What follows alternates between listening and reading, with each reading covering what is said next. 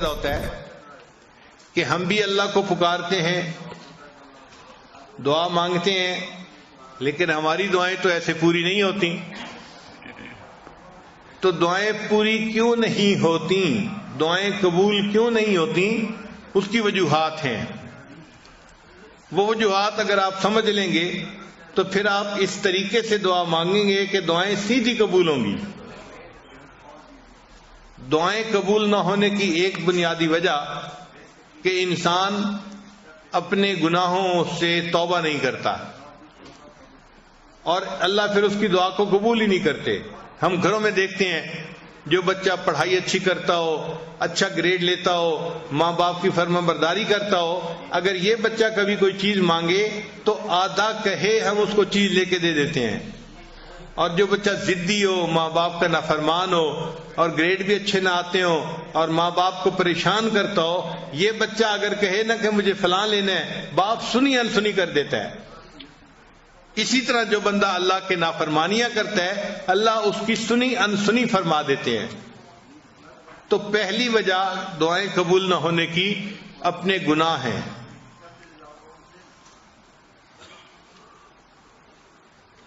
ایک مرتبہ بنی اسرائیل نے حضرت موسیٰ علیہ السلام سے کہا کہ اے اللہ کے کلیم، بارش نہیں ہو رہی اور پانی کی بڑی ضرورت ہے، آپ اللہ سے دعا مانگیے کہ بارش ہو جائے.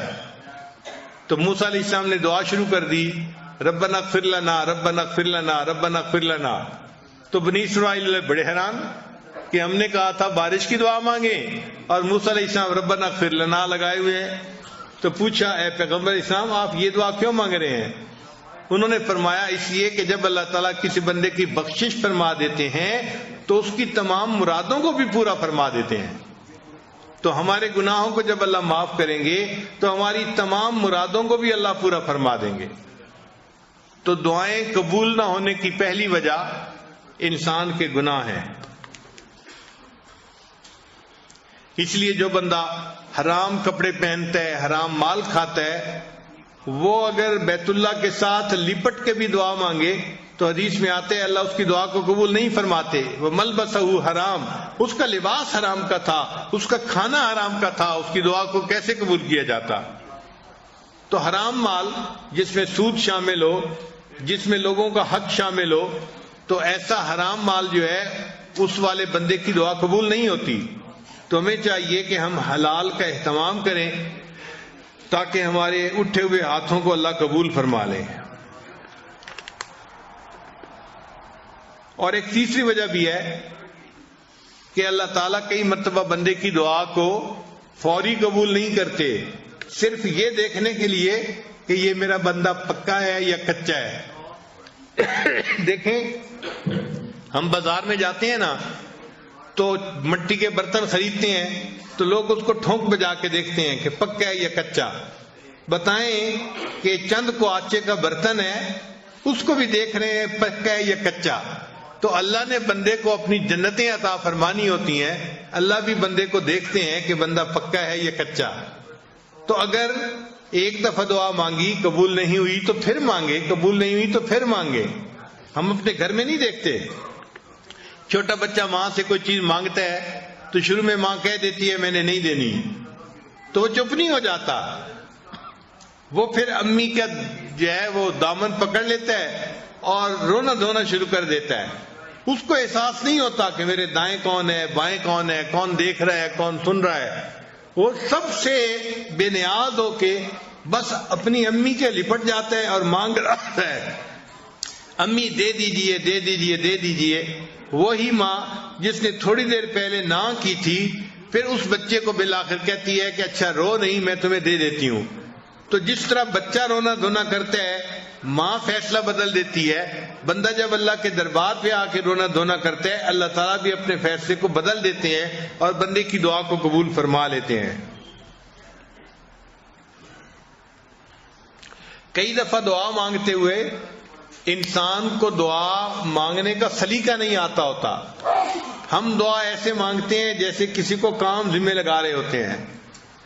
صبح صبح افسر آتے ہیں نا دفتر میں تو وہ کام ذمہ لگاتے ہیں، انجینئر کو کہتے ہیں آپ یہ کر لینا، سپروائزر کو کہتا ہے یہ کر لینا، اکاؤنٹس والے کو کہتا ہے کہ اس کام کو دیکھ لینا، سیکورٹی والے کو کہتے ہیں تم اس کام کو دیکھ لینا، وہ کام ذمے لگا رہا ہوتا ہے۔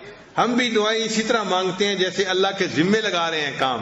یا اللہ میری بیٹی کو رشتہ مل جائے، بیٹے کو جاب مل جائے، میری بیوی کی بیماری درست ہو جائے، ہم اللہ کو کام ذمے لگا رہے ہوتے ہیں، اس کو دعا نہیں کہتے۔ تو اللہ کو کام نہ بتائیں، کام ذمے نہ لگائیں۔ اللہ تعالیٰ کائنات کے مالک ہیں، ان کے سامنے عاجزی سے مانگنا پڑتا ہے، اور عاجزی سے مانگنا ایک ڈیفرنٹ چیز ہے۔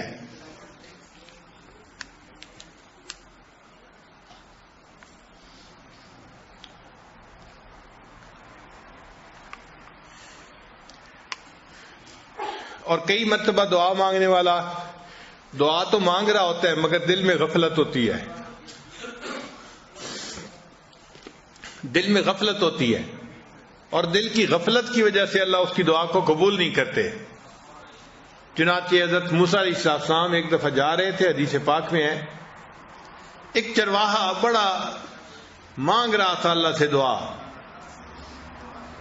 تو حضرت موسیٰ علیہ السلام نے دیکھا کہ وہ رو بھی رہا ہے، دعا بھی مانگ رہا ہے، تو حضرت موسیٰ علیہ السلام نے اللہ تعالیٰ سے فریاد کی کہ اے اللہ، آپ کا بندہ ہے، آپ کے سامنے آہوازاری بھی کر رہا ہے اور دعا بھی مانگ رہا ہے، اور آپ دعا کو قبول نہیں فرما رہے۔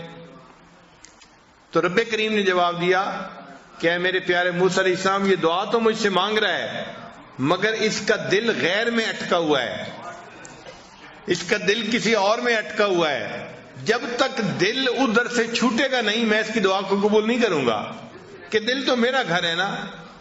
تو بجائے اس کے کہ دل میں مجھے بساتا، اس نے دل میں کسی مخلوق کو گھسا لیا ہے، اس لیے دعا قبول نہیں ہوتی۔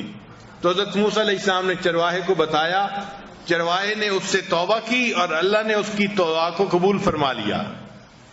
اب ہماری دعا کی قبولیت کئی مرتبہ یہ بھی ہوتی ہے دیر اس میں کہ دل اٹکا ہوا ہوتا ہے۔ نوجوان لوگ ہیں، کسی کا دل اے میں اٹکا ہوا ہے، کسی کا دل بی میں اٹکا ہوا ہے، کسی کا دل سی میں اٹکا ہوا ہے۔ تو جب دل غیر میں اٹکا ہوا ہو تو پھر اللہ تعالیٰ اس کی طرف توجہ نہیں فرماتے کہ تم نے میرے گھر پر غیر کو قبضہ دے دیا اور غیر کو گھسا لیا، میں تمہاری بات ہی نہیں سنتا۔ تو ہمیں چاہیے کہ ہم اپنے دل کو اللہ کے لیے خالص کر کے پھر اللہ سے دعا مانگیں۔ اور کئی مرتبہ ایسے بھی ہوتا ہے کہ انسان دعا مانگتا ہے اور دل میں شیطان وسوسہ ڈال رہا ہوتا ہے کہ تیری دعا قبول نہیں ہونی، تو بڑا ہی گناہگار ہے، بڑا ہی خطا کار ہے، تیری دعا کہاں قبول ہونی ہے، تو جتنے پانی میں ہے وہ تو جانتا ہے۔ تو شیطان کے اس وسوسے کی وجہ سے بندہ سمجھتا ہے کہ میری دعا قبول نہیں ہونی، تو جب یہ گمان کرتا ہے کہ قبول نہیں ہونی تو دعا قبول نہیں ہوتی۔ اب ایسا وسوسہ اگر شیطان دل میں ڈالے تو شیطان کے اس وسوسے کو رد کریں۔ شیطان دل میں ڈالے گا تیری دعا قبول نہیں ہوگی، آپ اپنے دل کو سمجھائیں کہ آج کی رات جس مجمع میں میں آپ پہنچا ہوں یہاں تو میری دعا ضرور قبول ہوگی، ضرور یہ جواب دیں آگے سے۔ آپ غور کریں کہ اللہ نے شیطان کی دعا کو قبول کر لیا تھا جبکہ شیطان نے سجدہ نہیں کیا تھا، اور یہاں جتنے لوگ بیٹھے ہیں یہ تو عشاء اور تراویح کے کتنے سجدے کر چکے ہیں، اتنے سجدے کرنے کے بعد اگر یہ دعا مانگیں گے تو ان کی دعا کیوں نہیں قبول ہوگی؟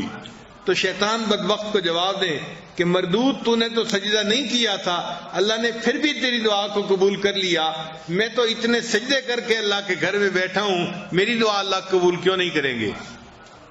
اور اس کو پھر یہ بھی جواب دیں کہ دیکھیں اللہ نے تو تمہیں اپنے دربار سے دھتکار دیا تھا، فخرج منہا، نکل جا یہاں سے، تو تجھے تو گھر سے نکال دیا تھا، پھر اللہ نے تیری دعا کو قبول کر لیا، اور مجھے تو اللہ نے گھر سے نکال کے اپنے گھر میں پہنچا دیا ہے، میں تو اللہ کے گھر میں بیٹھا ہوا ہوں، تو گھر میں بیٹھے کی دعا اللہ کیوں نہیں قبول فرمائیں گے؟ تو اس لیے شیطان اگر یہ وسوسہ ڈالے تو اس کو جواب دیں کہ بدبخت تیری دعا قبول ہو گئی تھی تو میری یقیناً قبول ہوگی، میں تو کلمہ پڑھنے والا ہوں، میں تو اللہ سے محبت کرتا ہوں، مان لیا کہ میرا نفس جو ہے مکار ہے اور تو میرے نفس کو گناہوں پہ ابھار دیتا ہے اور میں گناہ کرتا ہوں، لیکن میں اس پر نادم ہوں، شرمندہ ہوں، اس لیے تو میں اللہ سے معافی مانگنے کے لیے آیا بیٹھا ہوں۔ تو اللہ تعالیٰ کسی بندے کی دعا کو رد نہیں فرمائیں گے، یقیناً دعاؤں کو اللہ قبول کرے گا۔ هي الحلقات تحفظني بآيات من القرآن، هي الحلقات تملأني بحب المصطفى العدنان، هي الحلقات تحفظني بآيات من القرآن، هي الحلقات تملأني بحب